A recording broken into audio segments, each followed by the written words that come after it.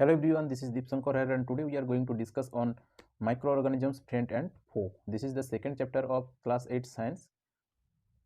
Already हम इस chapter का फर्स्ट पार्ट बना दिया, तो ये आज सेकेंड पार्ट होने वाला है। ठीक है, तो आज इस पार्ट में, आज इस सेशन में हम कवर करेंगे कि माइक्रो ऑर्गेनिजम्स को कैसे हम मेडिसिनल पर्पस में यूज करेंगे।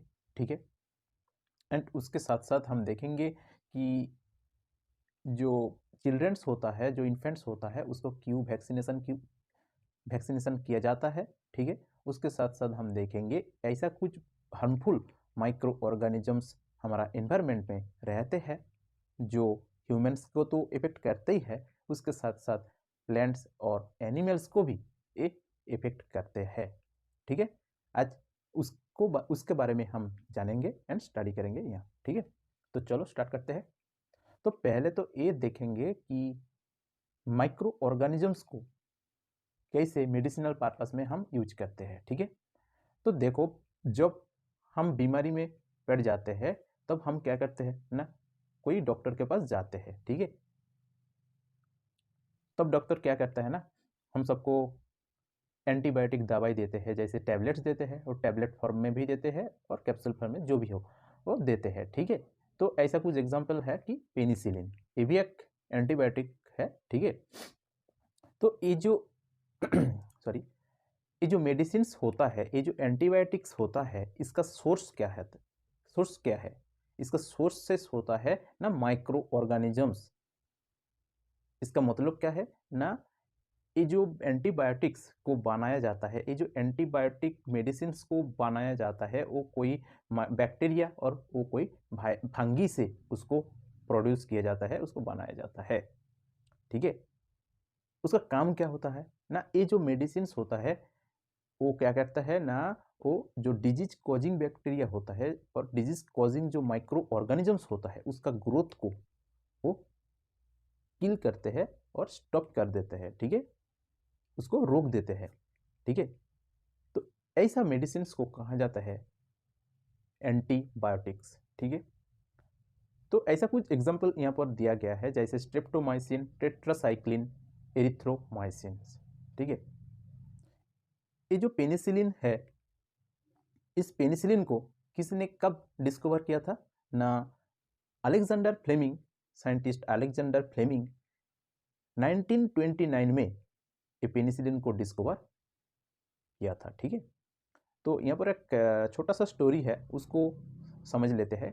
क्या है, साइंटिस्ट फ्लेमिंग, ये जो डिजीज कॉजिंग बैक्टीरिया होता है, उसका कुछ कल्चर उन्होंने रेडी किया। ठीक है, उसका ऊपर उन्होंने वर्किंग कर रहा था।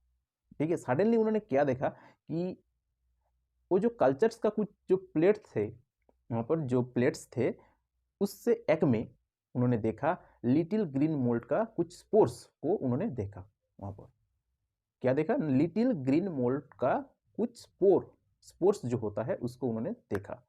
ठीक है, उन्होंने ये भी ऑब्जर्व किया कि वो जो मोल्ड था, वो जो ग्रीन मोल्ड था, वो वो कल्चर प्लेट में जो बैक्टीरिया का ग्रोथ हो रहे थे उसको प्रिवेंट कर रहे थे, एंड वहाँ पर जो बैक्टीरिया था उसको किल भी कर रहे थे। ठीक है, तो उन्होंने ये जो मोल्ड से, वो जो ग्रीन मोल्ड उन्होंने देखा, लिटिल ग्रीन मोल्ड उन्होंने जो देखा, उससे ये पेनिसिलिन को प्रिपेयर किया था। ठीक है,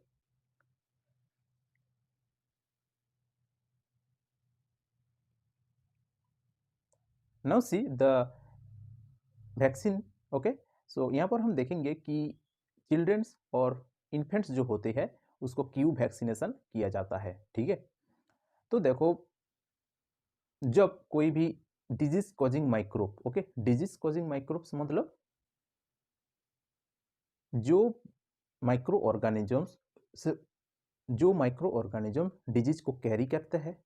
ठीक है, वो अगर कोई भी ह्यूमन बीइंग का बॉडी में घुस जाता है तो वो डिजीज बना देती है। ठीक है, डिजीज का वो कॉज बन जाता है। तो ऐसा माइक्रोब्स को कहा जाता है डिजीज कैरिंग माइक्रोब्स, जो डिजीज को कैरी करता है।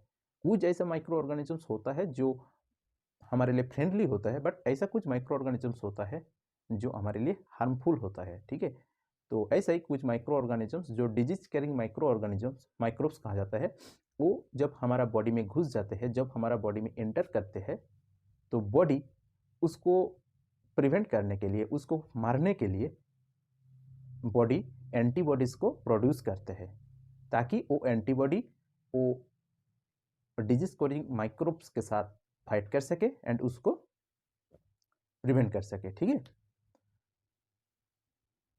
और बॉडी को ये भी पता है कि अगर ये बैक्टीरिया, अगर ये माइक्रोब्स फिर बॉडी को अटैक करेगा तो उसके साथ कैसे फाइट करना होगा, तो वो बॉडी को पता है, ठीक है।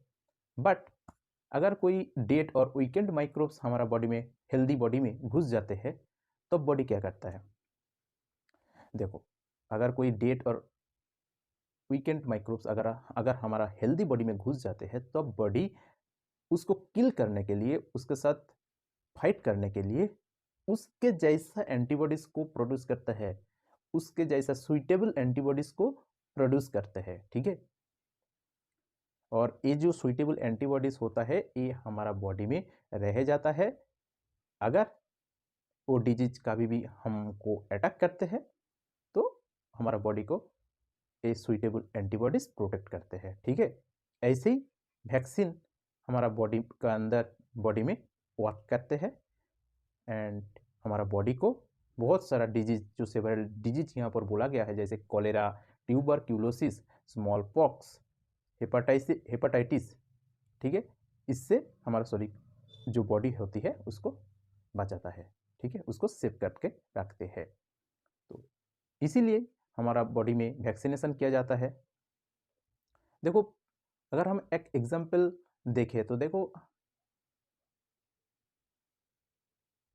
ये जो कोरोना वायरस होता है, देखो ये जो कोरोना वायरस होता है, ये हमारा बॉडी में किसी तरह घुस जाता है, ठीक है, जाके ये बॉडी में स्प्रेड करते हैं, ठीक है। लेकिन हमारा बॉडी में ऐसा एंटीबॉडीज नहीं रहते हैं जो इस वायरस के साथ फाइट कर सके, ठीक है। इसीलिए हमारा बॉडी में बाहर से एंटीबॉडीज को वैक्सीनेशन किया जाता है, ताकि उस माइक्रो ऑर्गेनिजम्स के साथ वो एंटीबॉडी फाइट कर सके एंड उसको मार सके, ठीक है, उसको किल कर सके, उसका जो ग्रोथ है उसको प्रिवेंट कर सके, ठीक है। आई थिंक सबको समझ में आया होगा। अभी हम देखेंगे कि इंक्रीजिंग सॉइल फर्टिलिटी होता क्या है। देखो, इंक्रीजिंग सॉइल फर्टिलिटी होता क्या है, तो देखो हमारा एनवायरनमेंट में ऐसा कुछ बैक्टीरिया रहते हैं जो मिट्टी का उर्वरता को वो इंक्रीज करते हैं, ठीक है, वो बढ़ा देते हैं। कैसे ना, एटमॉस्फेयर में जो नाइट्रोजन गैस रहते हैं, उस नाइट्रोजन गैस को वो बैक्टीरिया कलेक्ट करते हैं एंड उसको नाइट्रोजन कंपाउंड में उसको ट्रांसफर करते हैं एंड उसको मिट्टी के साथ मिला देते हैं, मिट्टी में, सॉइल में उसको ऐड कर देते हैं, ताकि एंड ऐड करने के बाद उस सॉइल का फर्टिलिटी इंक्रीज हो जाता है, ठीक है। तो ऐसा माइक्रोब्स को कहा जाता है बायोलॉजिकल नाइट्रोजन फिक्सर्स, ठीक है। ऐसा कुछ एग्जांपल यहाँ पर दिया गया है, जैसे एजोटोबैक्टर है, बैसिलस है, क्लोस्ट्रिडियम है, क्लिप्सिला है, ठीक है। अभी हम देखेंगे कि हार्मफुल माइक्रो ऑर्गेनिजम्स होता क्या है एंड वो कैसे ह्यूमंस में डिजीज का कारण बन जाता है, ठीक है। देखो यहाँ पर क्या बोला गया है ना, micro organisms are harmful in many ways, ठीक है। तो वो बहुत सारा सेवरल वेज में वो हमारे लिए हार्मफुल हो सकता है, ठीक है। Some of the micro organisms cause diseases in human beings, plants and animals. Such disease causing micro organisms are called pathogens. ऐसा कुछ माइक्रो ऑर्गेनिजम्स होता है जो ह्यूमन बींग, प्लांट्स और एनिमल्स में डिजीज बनाते हैं, ठीक है। ऐसा माइक्रो ऑर्गेनिजम्स को, ऐसा डिजीज कॉजिंग माइक्रो ऑर्गेनिजम्स को कहा जाता है पैथोजेंस, ठीक है। तो यहाँ पर देख लेते हैं, यहाँ पर हम देखेंगे कि कैसे ह्यूमंस को ये माइक्रो ऑर्गेनिजम्स अटैक करते हैं एंड ह्यूमन बॉडी में ये डिजीज का कारण बनता है। कैसे कैसे ह्यूमन को ये अटैक करता है, ठीक है, ये disease causing bacteria micro organisms. तो चलो देख लेते हैं। देखो, pathogens enter our body through air we breathe, the water we drink और द फूड वी ईट। ये जो पैथोजेंस होता है, ये जो डिजीज कॉजिंग माइक्रो ऑर्गेनिजम्स होता है, ये कैसे हमारा बॉडी में इंटर करते हैं ना, जब हम ब्रीथ लेते हैं, ठीक है, वो एयर से ये आ जाता है, और हम जब पानी पीते हैं तब ये पानी से ये आ जाता है, और जब हम कोई भी फूड खाते हैं तब ये फूड से ये आ जाता है, हमारा बॉडी में घुस जाते हैं, ठीक है। They can also get transmitted by direct contact with N infected person और कैरिड बाई एन एनिमल। देखो, ऐसा कोई इन्फेक्टेड पर्सन और ऐसा कोई एनिमल जो डिजीज इन्फेक्टेड है, ठीक है, उसका अंदर डिजीज है, तो ऐसा कुछ इन्फेक्टेड पर्सन और एनिमल के पास अगर तुम जाओगे, उसके साथ डायरेक्ट कांटेक्ट करोगे, तो तब तुम इन्फेक्ट हो जाओगे, ठीक है, ऐसे में इन्फेक्ट हो सकता है, ठीक है। Now see the microbial diseases that can spread from an infected person to a healthy person through air, water, food और physical contact are called communicable disease. तो देखो, यहाँ पर बोला गया है कम्युनिकेबल डिजीजेस होता क्या है, ठीक है। जब माइक्रोबियल डिजीजेस, ठीक है, जब माइक्रोबियल डिजीजेस कोई भी इन्फेक्टेड पर्सन से कोई भी हेल्दी पर्सन में वो स्प्रेड हो जाता है, किसके थ्रू ना, एयर, वाटर, फूड और फिजिकल कॉन्टैक्ट का थ्रू, ठीक है, तब इसको कहा जाता है, ये डिजीजेस को कहा जाता है कम्युनिकेबल डिजीजेस। देखो, मान लो कोई बंदा डिजीज उसको अटैक किया, वो इन्फेक्टेड है, ठीक है। अगर मान लो वो बंदा जो बोतल का पानी पिया है, तुम जाके उस बोतल का पानी पी लिया, तो वहाँ से भी तुम इन्फेक्टेड हो सकते हो। मान लो कोई भी फूड उन्होंने खाया, तो रख दिया, तुम उसको जाके उस फूड को खा लिया, ठीक है, उस फूड से भी तुम इन्फेक्टेड हो सकते हो। अगर कोई भी इन्फेक्टेड पर्सन के साथ तुम फिजिकली जाके उसके साथ कॉन्टैक्ट कर रहे हो, उसके साथ बातचीत कर रहे हो, तो उससे भी तुम इन्फेक्टेड हो सकते हो। तो इस तरह जो डिजीज आता है, जो डिजीज बन जाता है, ठीक है, तो इस डिजीज को कहा जाता है कम्युनिकेबल डिजीजेस, ठीक है। तो ऐसा कुछ एग्जांपल यहाँ पर दिया गया है कि cholera, common cold, chicken pox, tuberculosis. Now see there are some insects and animals which act as carriers of disease causing microbes, ठीक है। यहाँ पर कुछ ऐसा एनिमल्स और इंसेक्ट रहते हैं जो डिजीज कॉजिंग माइक्रोब्स जो होता है उसका कैरियर का जैसा काम करता है। जैसे है हाउस फ्लाई, जो हमारा घर में देखा जाता है, तो ये हाउस फ्लाई कैरियर के जैसा काम करता है। क्या कैसे करता है ना, हमारे आसपास जो गार्बेज रहते हैं, एनिमल एक्सक्रीटर रहते हैं, वो वहाँ पर फ्लाई करके जाके वहाँ पर बैठ जाते हैं उसका ऊपर। तो अब क्या होता है ना, वो गार्बेज में जो डिजीज कॉजिंग माइक्रोब्स और पैथोजेंस रहते हैं, वो वो हाउस फ्लाई जो होता है उसका बॉडी में स्टिक हो जाता है, ठीक है। एंड जब ये हाउस फ्लाई फिर हमारा घर में आता है, फ्लाई करके आता है, एंड हमारा घर में जो अनकवर्ड फूड रहते हैं, ठीक है, उनमें बैठते हैं, तब ये पैथोजेंस क्या होता है ना, ट्रांसफ़र हो जाता है वो फूड में, एंड हम सब वो फूड को खाते हैं या अनकवर्ड फूड को, तो उससे हम इन्फेक्टेड हो जाते हैं, वो डिजीज हमारा बॉडी में स्प्रेड हो जाता है, ठीक है। तो इसीलिए ये एडवाइस दिया जाता है कि अनकवर्ड फूड जो आइटम्स होता है उसको कंज्यूम नहीं करना चाहिए, ठीक है। तो ऐसा कुछ एग्जाम्पल और है, फीमेल जो एनोफिलिस मॉस्क्विटो होता है, ठीक है, वो भी मलेरिया का जो पैरासाइट्स होता है उसको कैरी करता है, ठीक है। और एक है फीमेल एडिस मॉस्क्विटो जो डेंगू वायरस कैरी करता है, ठीक है। तो अभी हम देखेंगे कि ऐसा कुछ ह्यूमन डिजीज के बारे में जानेंगे, एंड उसका positive mode of micro organisms, कौन सा टाइप ऑफ माइक्रो ऑर्गेनिजम्स का अंडर में वो आता है, एंड वो कैसे ट्रांसमिट होते हैं, एंड उसको कैसे, ये डिजीजेस को कैसे प्रिवेंट किया जाता है, उसके बारे में हम यहाँ डिस्कस करेंगे। तो फर्स्ट देखो ट्यूबरक्यूलोसिस।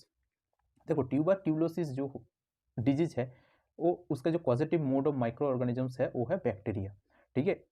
वो कैसे आता है ना, वो है एयर, ठीक है। ऐसे है, और एक है मिएसलेस, ओके, मिएसलेस जो virus positive mode of micro organisms and transmission है कि एयर, ठीक है। उसके बाद है कि चिकन पॉक्स, ठीक है, उसका जो positive mode of micro organisms है वो है वायरस। ठीक है, उसका जो ट्रांसमिशन है कैसे ट्रांसमिट होता है ना, एयर और फिजिकली कॉन्टैक्ट। ठीक है, उसके बाद है पोलियो, उसका जो positive mode of micro organisms है वो है वायरस, एंड वो कैसे ट्रांसमिट करते हैं ना, एयर और वाटर से। ठीक है, क्लियर। ये जो ह्यूमन डिजीजेस जिसके बारे में हम बोला, तो ये डिजीजेस को कैसे प्रिवेंट किया जाता है, देखो, keep the patient in complete isolation. अगर कोई बंदा को, कोई पर्सन को ये डिजीज इन्फेक्ट करते हैं तो वो पेशेंट को कम्प्लीटली आइसोलेट करके रखना होती है। ठीक है, keep the personal belonging of patient away from those of others. अगर उनका घर में और कैंडिडेट होते हैं, उनसे इस पेशेंट को आइसोलेट करके रखना होगी।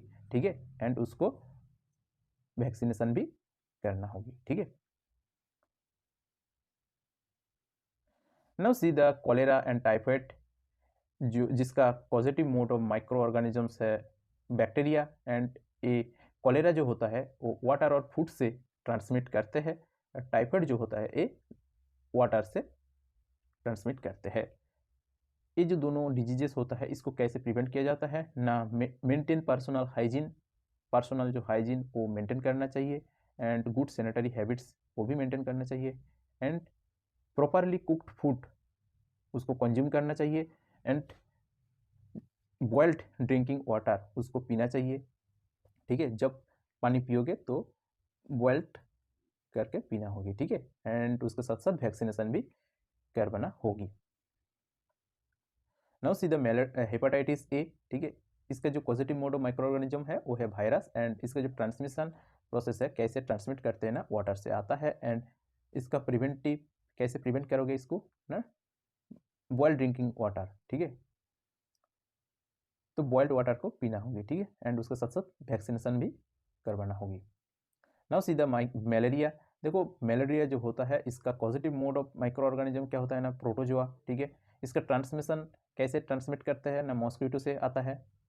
अगर मॉस्क्विटो से आ रहा है तो इसको कैसे प्रिवेंट करोगे ना, यूज मॉस्क्विटो नेट। ठीक है, एंड रिपेलेंट्स। ओके, हमारा घर का जो आसपास एरिया होता है अगर उनमें पानी, जो पानी स्टोर रह जाता है, ठीक है, लॉन्ग टाइम, तो वो पानी से ये मॉस्क्विटो जो ब्रीड्स होता है ना वो हो जाता है, तो उसको कंट्रोल करना होगी। ठीक है, इसके लिए स्प्रे करना होगी, तो इससे इन मॉस्क्विटोज को हम प्रिवेंट कर पाएंगे। ठीक है, अभी हम देखेंगे कि ये जो डिजीज कॉजिंग माइक्रो ऑर्गेनिजम्स होता है ये वो कैसे एनिमल्स को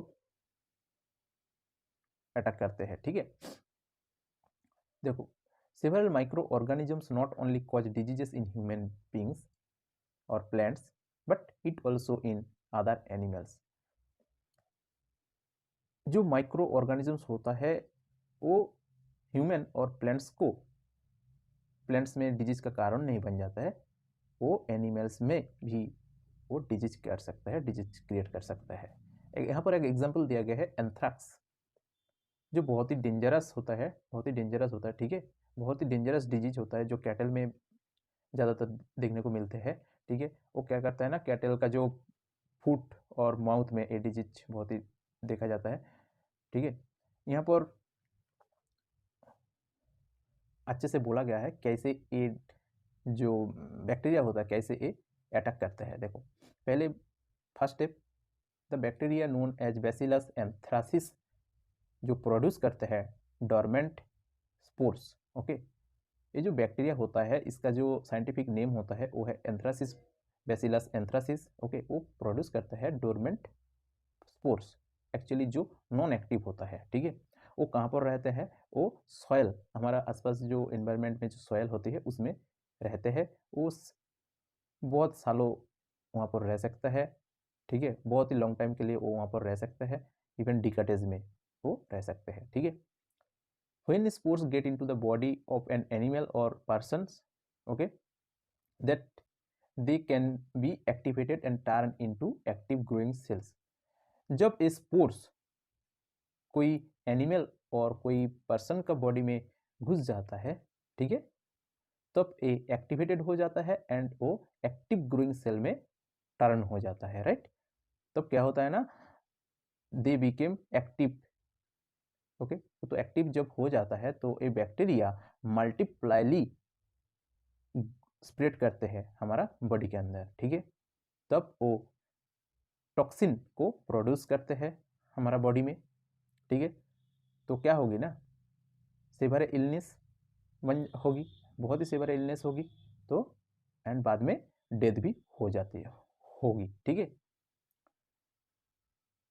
ये जो बैसिलस एंथ्रासिस, ये जो बैक्टीरियम जो होता है, इसको किसने डिस्कवर किया था ना, रॉबर्ट कॉच, ठीक है। 1876 में इसको डिस्कवर किया था, ठीक है, जिसको एंथ्रास डिजीज कहा जाता है।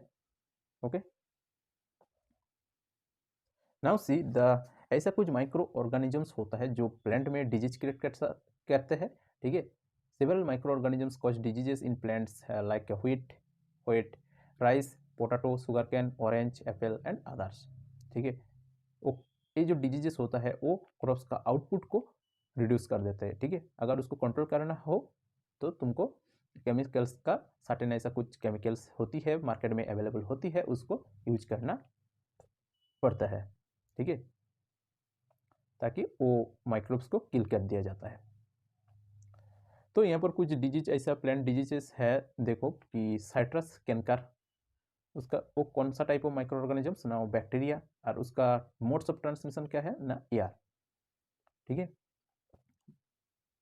एंड उसके बाद जो है रास्ट ऑफ व्हीट, तो एक कौन सा टाइप ऑफ माइक्रो ऑर्गेनिजम्स, ये है फंगी, एंड इसका मोड ऑफ ट्रांसमिशन क्या होता है ना, एयर एंड सीड्स। एंड उसके बाद जो है यूलो भेन मोजेक भिंडी, ठीक है, ये कौन सा टाइप ऑफ माइक्रो ऑर्गेनिजम्स, ये है वायरस, एंड इसका मोड ऑफ ट्रांसमिशन क्या होता है ना, इंसेक्ट्स। ओके, तो चलो एक बार रिकेप करके देख लेते हैं आज हम कौन सा यहाँ पर कवर किया इस सेशन में। तो पहले तो हम देखा कि माइक्रो ऑर्गेनिजम्स को कैसे हम मेडिसिनल पर्पस में हम यूज करेंगे, ठीक है, उसके बारे में हम यहाँ पर देखा। एंड उसके साथ साथ ये भी जान लिया कि चिल्ड्रंस को क्यों वैक्सीनेशन किया जाता है, ठीक है।